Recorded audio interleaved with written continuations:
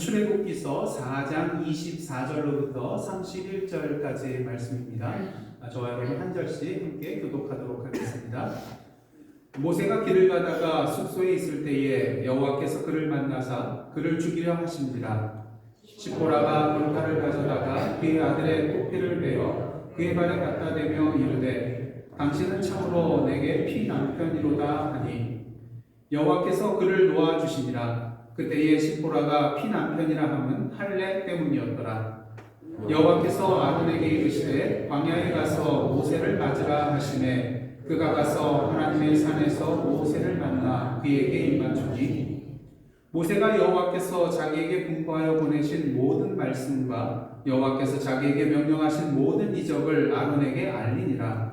모세와 아론이 가서 이스라엘 자손의 모든 장로를 모으고 아론이 여호와께서 모세에게 이르신 모든 말씀을 전하고 그 백성 앞에서 이적을 행하니 백성이 믿으며 여호와께서 이스라엘 자손을 찾으시고 그들의 고난을 살피셨다 함을 듣고 머리 숙여 경배하였더라. 아멘. 이는 하나님의 말씀입니다.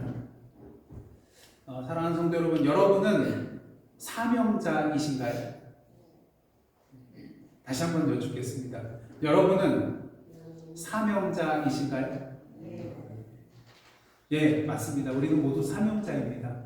왜 사명자일까요? 저는 그냥 부르심만 받은 사람으로 머물고 싶은데요. 근데 여러분, 하나님께서 우리를 부르실 때에 그냥 내 앞에만 앉아있으라고 부르시는 건 아니잖아요. 그래서 예수께서 마가복음 3장을 보시면 12제자를 세우실 때 어떻습니까? 12제자를 부르실 때의 목적이 두 가지 목적이 있는 것을 보게 됩니다. 하나는 함께 있게 하기 위해서, 그리고 두 번째는 보내시기 위하여 제자들을 세운 것을 우리가 볼 수 있는 것입니다. 그러게 예수께서는 부활하셔서 승천하시기 앞서서 제자들에게 땅끝까지 이르러 복음의 증인이 되라는 큰 사명을 주시는 것을 보게 되고요. 오늘 예수 그리스도의 제자된 우리에게도 이 사명은 동일한 내용의 사명이라고 할 수가 있겠습니다. 예수님의 제자된 자매라면 오늘도 하나님의 보내심을 받은 사명자라는 것을 우리는 오늘도 인식하고 자각하고 있어야 한다는 것이죠.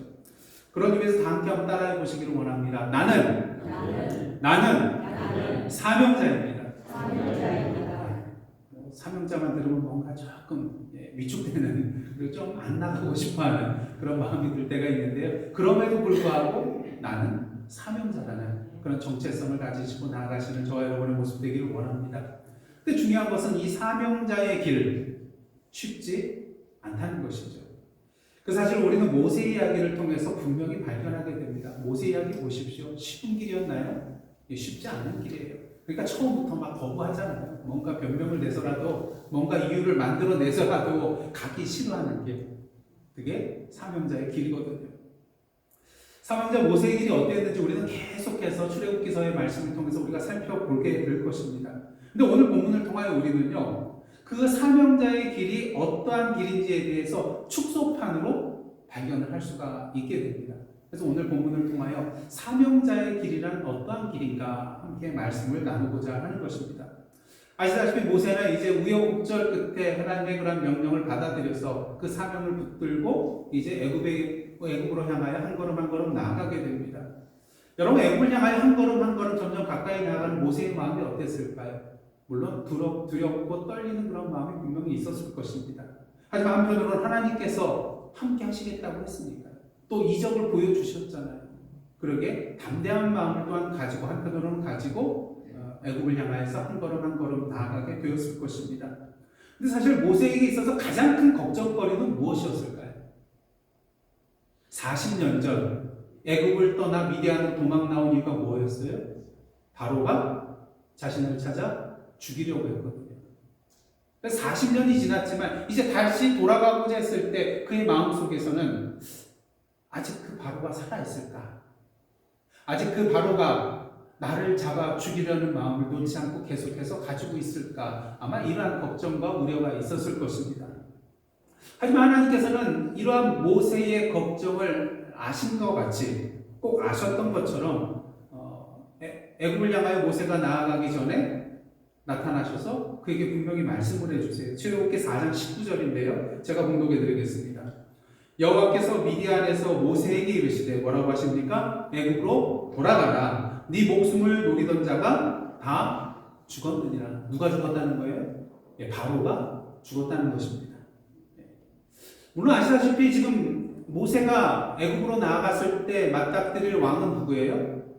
바로예요. 그럼 동명이인인가요? 그렇지는 않습니다. 이 바로라는 것은요, 사람의 이름이 아니거든요. 애굽의 왕과 최고 지도자를 가리키는 호칭이기 때문에, 일반적인 호칭이기 때문에 우리는 40년의 바로와 이제 모세가 애굽에서 만나게 될 바로는 사실은 다른 존재라는 것을 우리가 알아야 된다는 것입니다. 그런 면에서 일단 모세는 이 하나님의 말씀을 듣고 한시름 놓았을 거예요. 왜? 자신을 죽이려고 하던 자가 이제는 없어졌잖아요. 그런데 웬걸요? 오늘 본문 말씀을 보시면 또 누군가가 나타나서 이 모세를 죽이려고 합니다. 누군가요? 24절 말씀 보시겠습니다. 모세가 길을 가다가 숙소에 있을 때에 여호와께서 그를 만나사 그를 죽이려 하신지라. 여러분이 모세라면 이해가 되시겠어요? 그렇게 안 가겠다고 가기 싫어하는데 억지로 끌어가지고 이제 결단하고 하나님의 사명을 붙들고 애국으로 가고자 하는데, 지금 가고 있는데 여호와 하나님께서 나타나셔서 죽이려고 하는 거예요. 그렇다고 하나님께서 사명을 주시고 지금 모세로 하여금 애국으로 가게 하면서 왜 나타나서 모세를 죽이려 하신 것일까요? 혹시 마음이 바뀌신 것일까요? 혹시 곰곰이 생각해 보니까 5번씩이나 핑계를 대면서 가기 싫어하는 이 모세에 대해서 갑자기 화가 치밀어 오른 것일까요? 그렇지는 않아 보여요. 그렇다면 왜 하나님께서는 모세를 죽이려고 했던 것일까요? 사실 이 내용대로라면은 지난주 말씀드린 것처럼 막장 드라마에서나 볼 수 있는 내용이에요. 하나님이 부르셔가지고 보내는데 갑자기 나타나서 죽이려 하잖아요. 근데 사실 막장 드라마에서도 이런 내용 없어요. 그러니까 막장 드라마 중에 막장 드라마가 오늘 본문의 내용이라고 할 수가 있다는 것이죠. 여러분, 모세로 하여금 이스라엘 자손 애굽에서 인도하여 내게 할 것이라고 하나님께서 말씀하셨잖아요. 그리고 지난주 말씀에 의하면은 이스라엘에 대해서 당신의 아들이요, 당신의 장자라고 표현했는데, 그럼 이 아들, 장자에 모세가 포함되나요? 안 되나요? 포함되잖아요. 그리고 하나님께서 약속해 주셨거든요. 항상 함께 해줄 거라고.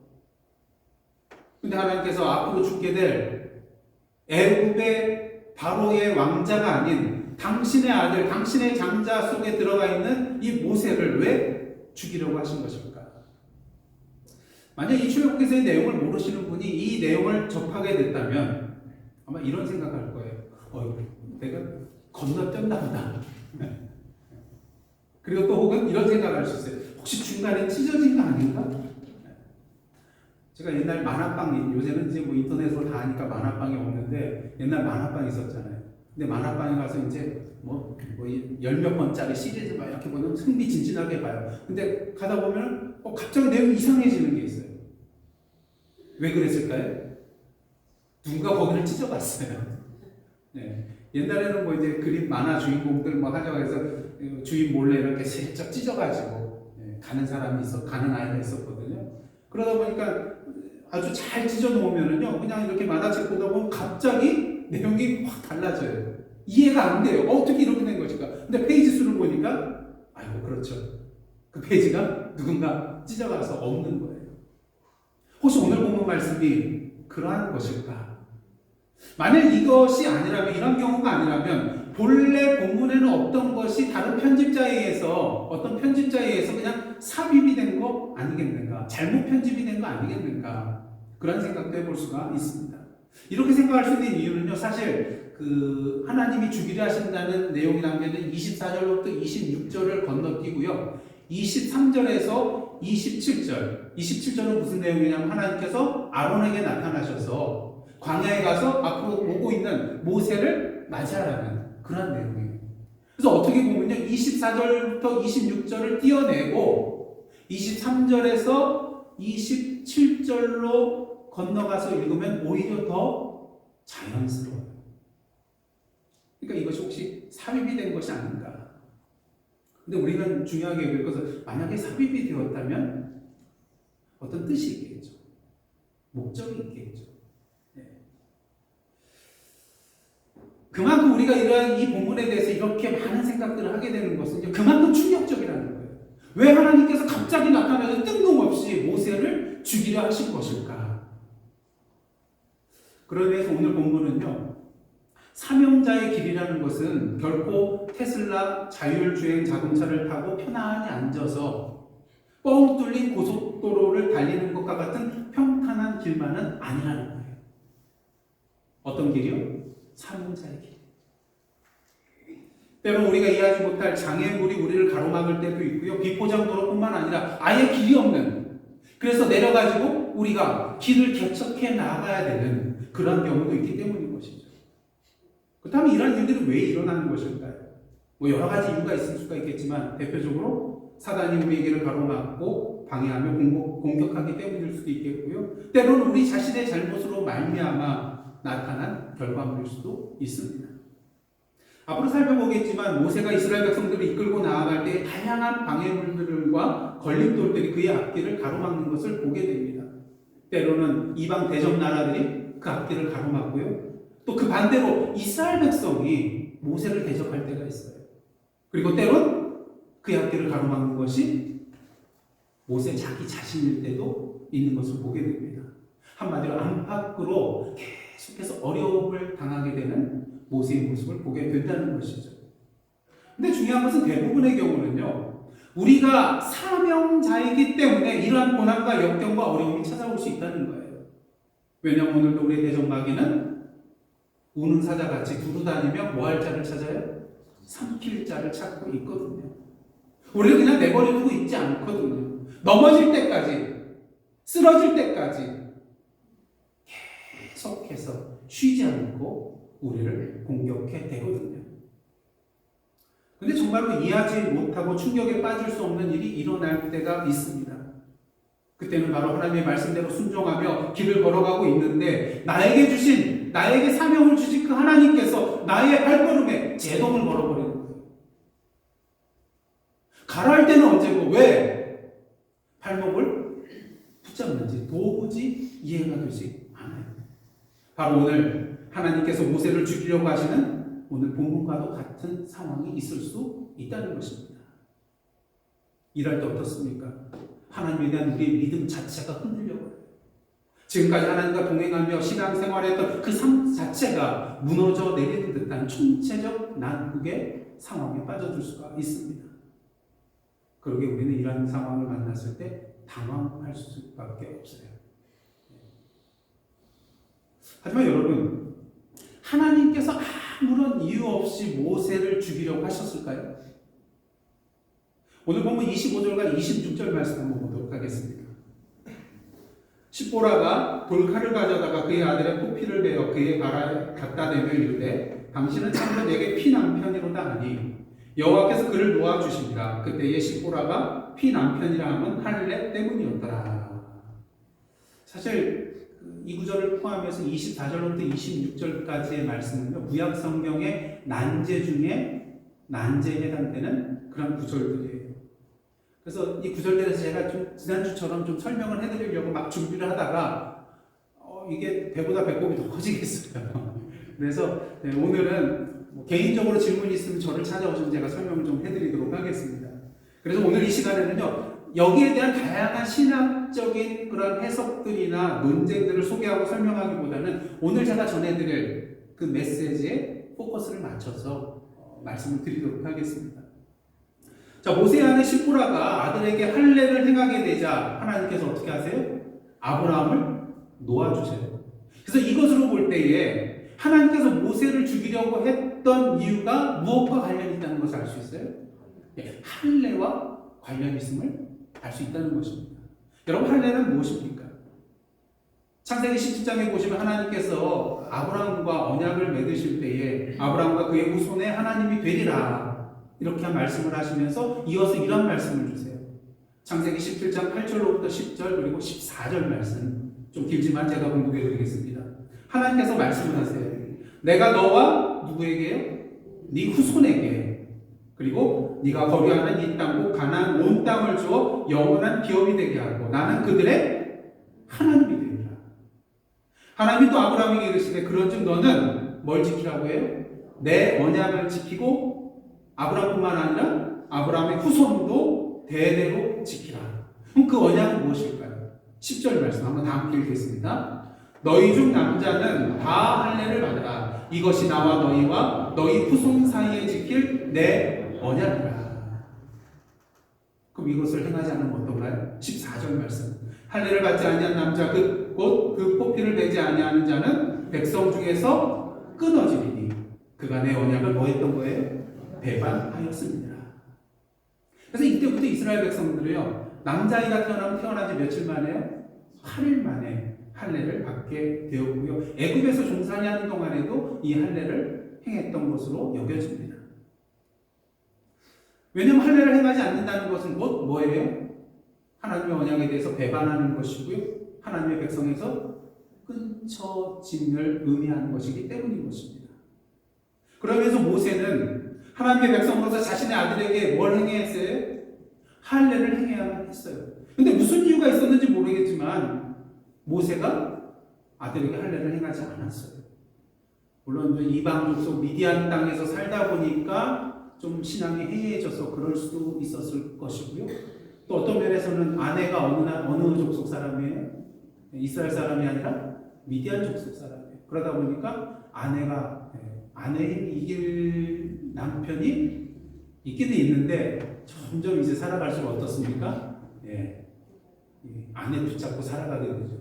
그러니까 아마 십보라가 나는 아들한테 이거 행하지 못하겠다 아마 반대했을 수도 있어요. 예, 그래서 아까 말씀드렸죠. 신학자마다 의견이 분분하다고요. 예, 그래서 어찌되었던 간 모세가 아들에게 할례를 행하지 않은 것만큼은 사실이에요. 그럼 무엇을 의미합니까? 하나님의 말씀대로라면 이는 하나님에 대한 불순종이고요. 하나님의 백성 중에서 끊어짐을 의미하는 것이 되는 것입니다. 그러기에 하나님께서 모세를 죽이려고 한 것이 아니겠는가. 그래서 이 이유에 대해서도 우리가 여러 가지 그런 입장들이 있는데 일단 이렇게 정리를 해놓고요. 이를 통해서 우리가 알 수 있는 것은 무엇인가? 사명자의 길이라는 것은요, 사명을 행하기에 앞서서 먼저 하나님과 자신의 관계를 바로 해야만 하는 길이라는 것이죠. 여러분, 사명에 목숨 걸기 전에 하나님과의 관계에 먼저 목숨을 거는 자가 되시기를 원합니다. 하나님과의 관계가 바로 되지 못한 상태에서 사명에 목숨을 걸고 나가는 것은요, 참된 신앙인의 삶이 아니라 단지 종교적인 삶에 지나지 않는 그러한 삶이기 때문입니다.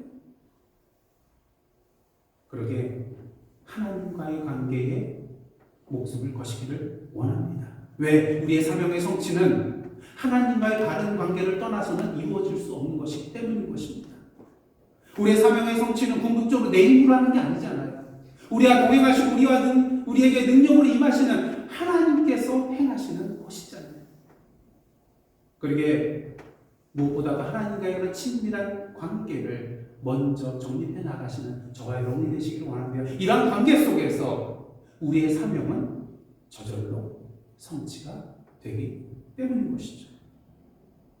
여호수아서를 보시면요, 이스라엘 백성들이 요단을 건넜다는 소식을 듣고 여리고 사람들이 마음이 먹고 정신을 잃었어요.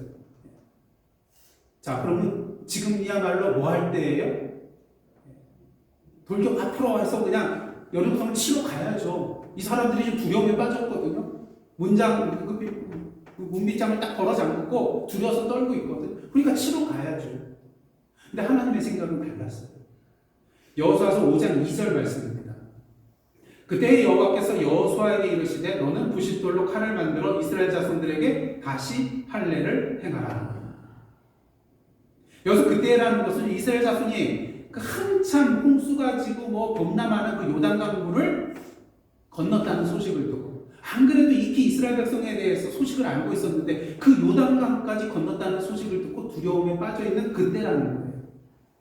그때 여호와께서 여호수아에게 말씀하십니다. 뭔가 기대가 되겠죠. 야, 이제 하나님께서 이제 돌격 나팔을 불라고 명령하시는 거 아니겠는가? 근데 하나님께서 말씀하세요. 부싯돌로 칼을 만들라고. 그럼 돌칼을 만들어가지고 전쟁에 임하는 것일까? 아니요. 그 칼로 이스라엘 자손들에게 뭘 행하라는 거예요? 할례를 행하라는 거예요. 아니, 여러분이 이스라엘의 지도자 여호수아라면은 이 하나님의 말씀에 대해서 어떻게 하겠습니까? 저 같으면 이렇게 반문할 수가 있겠어요. 하나님, 제가 혹시 잘못 들은 거 아닌가요? 삼척 동자라도 지금은 치러 갈 때 아닌가요? 하나님 만약에 우리가 지금 포피를 내는 그런 할례를 행한다면 이 소식을 듣고 여리고 사람들이 우리를 치러 온다면 우리는 속수무책으로 당하는 건 아닌가요? 하나님 혹시 여리고 성을 먼저 치고 그 다음에 할례를 행하면 안 되겠습니까? 아마 저 같으면 이러한 말을 할 수도 있을 거예요. 근데 저랑 여호수아는 차원이 다르잖아요. 그래서 여호수아가 어떻게 합니까? 5장 3절입니다. 여호수아서 5장 3절 다 함께 읽겠습니다. 시작. 여호수아가 90돌로 칼을 만들어 할례산에서 이스라엘 자손들에게 할례를 행하니라. 제 말로 정리하면 여호수아가 하나님의 말씀대로 순종하였더라. 그렇다면 여호수아가 이렇게 하나님의 말씀대로 순종한 이유는 도대체 뭘까요? 조금 길지만 여호수아서 5장 4절부터 7절 말씀입니다. 제가 봉독해 드리겠습니다. 여호수아가 할례를 시행한 까닭은 이것이니 나와요. 왜 할례를 행하였는지. 애굽에서 나온 모든 백성 중 남자 곧 모든 군사는 애굽에서 나온 후 광야길에서 죽었는데 하나님의 말씀에 대해서 불복종하고 제대로 순종하지 않아서 광야길에서 20세 이상 되는 사람들은 여호수아와 갈렙만 제외하고 다 죽었잖아요. 그래서 5절 보시면 그 나온 백성들은 다 할례를 받았으나 다만 애굽에서 나온 후 광야길에서 난 자는 뭘 받지 못했어요? 할례를 받지 못하였습니다. 6절 이스라엘 자손들이 여호와의 음성을 청종하지 아니하므로 여호와께서 그들에 대하여 맹세하사 그들의 조상들에게 맹세하여 우리에게 주리라고 하신 땅 곧 젖과 꿀이 흐르는 땅을 그들이 보지 못하게 하리라 하시매 애굽에서 나온 족속 곧 군사들이 다 멸절하기까지 40년 동안을 광야에서 헤매 있더니 7절입니다. 그들의 배를 잇게 하신 이 자손에게 여호수아가 할례를 행하였으니 그들이 할례를 지금 못 받았던 이유가 나와요. 길에서는 그들에게 할례를 행하지 못하였으므로 할례 없는 자가 되었음이로다. 그 광야 생활 길 가는 동안에는 할례를 행하면은 계속 길을 가기가 힘들잖아요. 그러니까 그 기간 동안에 이제 새롭게 태어난 자녀들은 할례를 행하지 못했다는 것입니다. 그래서 여호수아는 분명히 알고 있었어요. 하나님께서 말씀하신 이 가나안 땅을 접수하기 이전에 그 가나안 땅의 영광과 은혜를 누리기 전에 해야 될 것이 무엇인가? 여호수아는 분명히 알았어요. 지금은 여리고성을 칠 때가 아니라 무엇보다도 할례 받은 하나님의 백성이 되어야 할 때라는 것입니다. 그 하나님의 언약을 지킴으로 말미암아 하나님의 언약 백성으로 다시 거듭나는 삶으로 나아가야 할 때라는 것을 여호수아는 알았다는 것이죠. 자, 그런 의미에서 저와 여러분은 할례 받은 하나님의 언약 백성인가요? 그럼 육신적으로 할례를 받아야 되잖아요. 근데 그건 아닙니다. 그러게 사도 바울은 로마서 2장 28절 29절 상반절에서 이렇게 말을 하고 있습니다. 한번 다 함께 읽겠습니다. 시작. 무릇 표면적 유대인이 유대인이 아니요 표면적 육신의 할례가 아니니라. 오직 이면적 유대인이 유대인이며 할례는 뭐야 한다고요? 마음에 할지니 영에 있고 율법 조문에 있지 아니하는 것이라. 바라는 오늘도 우리에게 주어진 사명을 감당하기에 앞서서 하나님과 우리 자신의 관계가 어떠한 상태에 있는지 먼저 돌아보시고 마음의 할례를 행한 자로서 하나님과의 다른 관계에서부터 우리의 사명의 첫 발자국을 내디디는 저와 여러분의 모습이 되기를 원합니다. 그래도 말할 수 있어요. 그래도 아무리 그래도 그렇지 모세를 죽이려고 하시는 것은 좀 너무한 것 아닙니까? 여러분 솔직히 말해서 너무해요? 너무하지 않아요? 여러분이 모세라면 어떡하겠어요? 저 같으면 너무해요. 너무하잖아요 사실. 근데 우리가 분명히 해야 할 것이 있습니다. 정말 하나님께서 모세를 죽일 마음이 있으셨냐는 거예요. 만약 하나님께서 정말로 모세를 죽이고자 하는 마음이 있으셨다면 십보라가 그의 아들을 포피를 매가지고 할례를 행하기에 앞서서 분명히 하나님은 모세를 죽일 수 있는 능력이 있어요. 정말 마음이 있었다면 10번 죽이고도 남았죠. 그런 의미에서 실제로는 하나님께서 모세를 죽이고자 하신 것이 아니라 의도적으로 십보라에게 그 아들에게 할례를 행할 수 있는 시간을 주신 것이라고 할 수가 있다는 것입니다. 원래부터 모세를 죽일 마음은 없으셨다는 것이죠. 단지 경고 차원에서 이렇게 행하셨다는 것입니다. 여러분들 어렸을 때 이런 말 많이 듣잖아요. 너 이렇게 하면 죽어. 못 들어보신 분 계세요? 아마 다 들어보셨을 거예요. 야, 너 이렇게 하면 너 죽어. 네. 근데 정말 죽이던가요? 아니잖아요. 경고하는 거잖아요. 그렇게 하면 안 된다. 그렇게 하나님께서는 이 할례 문제가 해결되자 이제 적극적으로 모세의 사명의 길에 동행하면서 개입하시는 것을 우리는 분명히 보게 됩니다. 제일 먼저 하신 일이 뭐예요? 모세보다 앞서 가셔서 누구를 만나세요? 모세의 형? 아론을 만나서 광야에 가서 지금 모세가 보고 있으니 그를 맞이하라. 그리고 아론은 하나님의 말씀대로 광야로 나아가서 모세를 맞이하게 됩니다. 이에 모세는 여호와께서 자기에게 말씀하신 그 모든 것들 그리고 자기의 명령하신 그 모든 이적들에 대한 내용들을 자신의 형 아론에게 말해주는 것을 보게 되죠. 그리고 모세와 아론이 어떻게 하였습니까? 오늘 보면 29절 30절입니다. 모세와 아론이 가서 이스라엘 자손의 모든 장로를 모으고 아론이 여호와께서 모세에게 이르신 모든 말씀을 전하고 그 백성 앞에서 이적을 행하니. 이를 통해서 우리는요, 사명의 길이라는 것은 결코 혼자 가는 길이 아니라는 것을 분명히 보게 됩니다. 하나님께서 동행하여 주시되 그냥 옆에만 계시는 것이 아니라 어떻게 하세요? 미리 앞서 가세요. 미리 앞서 가셔서 모세가 갈 길을 준비해 놓으십니다. 또 전에 모세에게 약속하셨죠. 저는 입이 어눌해서요. 날 때부터 말 잘 못합니다. 지금도 못해요. 그러자 하나님께서 뭐라고 하세요? 야, 말 잘하는 네 형 내가 붙여줄게. 근데 실제로 그렇게 해주세요. 그래서 모세와 동행할 아론을 붙여주십니다. 무엇을 말합니까? 우리가 걸어가는 사명의 길이라는 것은 나 홀로 외롭게 고군분투하며 가는 길이 절대로 아니라는 거예요.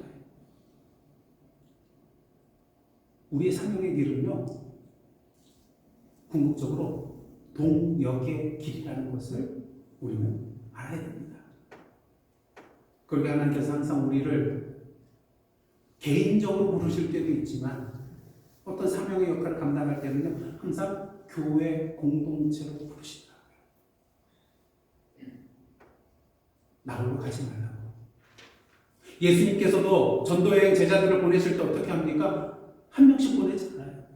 어떻게 하십니까? 둘씩 짝지어서 보내는 거예요. 왜? 서로에게 영적으로 힘이 되어주라고. 함께 걸어가는 거예요. 전도서 4장 9절부터 12절 말씀 한번 천천히 다 함께 공독하시겠습니다. 시작. 두 사람이 한 사람보다 나으면 그들이 수고함으로 좋은 상을 얻을 것입니다. 혹시 그들이 넘어지면 하나가 그 동물을 붙들어 일으키려니와 홀로 있어 넘어지고 붙들어 일으킬 자가 없는 자에게는 화가 있으리라. 또 두 사람이 함께 누우면 따뜻하거니와 한 사람이면 어찌 따뜻하랴. 한 사람이면 패하겠거니와 두 사람이면 맞설 수 있나니 새 격줄은 쉽게 끊어지지 아니하느니라. 아멘. 그런 의미에서 옆에 분에게 이렇게 말씀해 주시길 원합니다. 우리 함께 갑시다.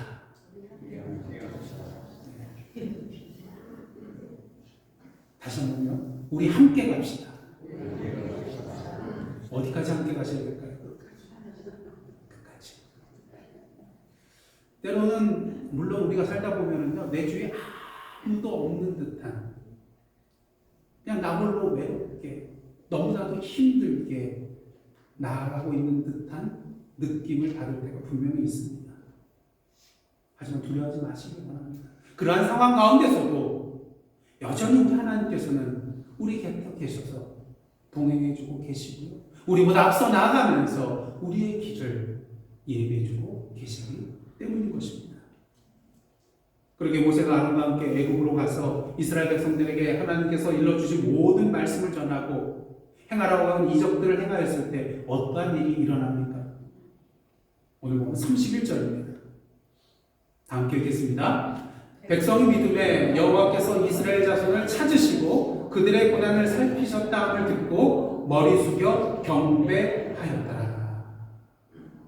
이를 통해서 우리는요, 사명의 길이라는 것은 하나님의 말씀대로 우리가 순종하며 행할 때 결국 우리를 통하여 하나님의 뜻이 말씀대로 이루어지는 길이라는 것을 알 수가 있습니다.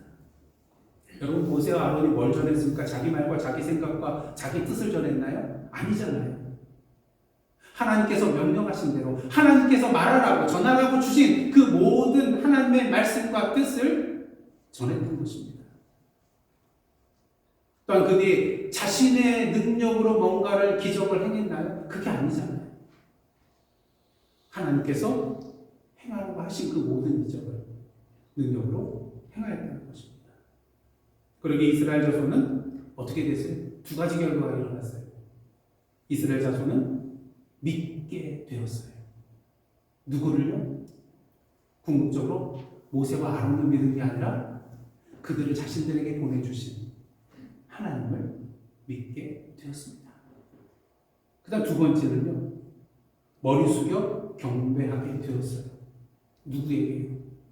자신들의 눈앞에 있는 기적을 행한 모세와 아론을 경배한 것이 아니라 그들을 통하여서 하나님께서 자신들을 구원해 주실 것이라고 말씀해 주셨기 때문에 그 말씀에 의지하여 그 말씀하여 주신 하나님께 경배하였다는 것입니다. 여러분, 하나님께서 모세를 이스라엘 자손에게 보내주셔서 애굽으로부터 출애굽시켜 주시고자 한 하나님의 궁극적인 목적은 무엇이었나요? 전에 말씀드렸죠. 이스라엘 백성이 하나님을 섬기게 하기 위해서, 예배하게 하기 위해서.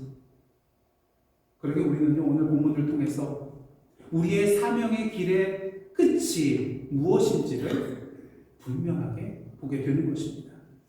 그것은 바로 온 세상 사람들이 하나님의 하나님 되심을 믿고 그 하나님께 경배하게 되는 것이죠.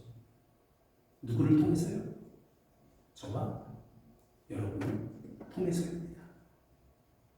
사랑하는 여러분, 앞에서 여러분들 고백하셨듯이 저와 여러분은 하나님의 보내심을 받은 사명자입니다. 그 사명의 길의 끝에 이르기까지, 그 사명의 끝에 이르기까지 우리 함께 손을 붙잡고 그 사명의 길로 다름질하며 나아가는 저와 여러분의 사명의 발걸음 되시기를 주님의 이름으로 축복합니다. 함께 기도하시겠습니다. 하나님, 오늘도 저희들을 하나님의 뜻을 이루는 사명자로 불러주심에 감사드립니다. 그러게 무엇보다 먼저 하나님과의 관계를 바로하고 나아가는 저희들 되게 하여 주옵소서. 또한 어떤 어려움과 역경과 방해가 있다 할지라도 우리와 동행하여 주시고 우리보다 앞서가셔서 준비하여 주시는 그 하나님을 믿고 의지하며 오늘도 우리 옆에 있는 신앙의 형제의 자매들과 동역함으로써 이 세상을 향하여 하나님의 말씀과 구원의 복음을 선포하고 하나님의 능력을 이 땅에 드러내는 저희의 삶 되게 하여 주옵소서. 그래 우리가 믿고 경배하는 우리 하나님을 이 세상 사람들이 더불어 함께 믿고 경배하게 되는, 그들도 이 땅에서 하나님의 나라를 미리 맛보고 누리게 되는 놀라운 구원의 역사가 바로 우리를 통하여, 저희들을 통하여 일어나게 하여 주옵소서. 하나님, 우리의 사명의 길에 끝에 이를 때까지 이 사명을 놓지 않고 함께 걸어가는 저희들, 주님의 몸된 예사랑 선교교회 되게 하여 주옵소서. 예수님의 이름으로 기도드리옵나이다. 아멘.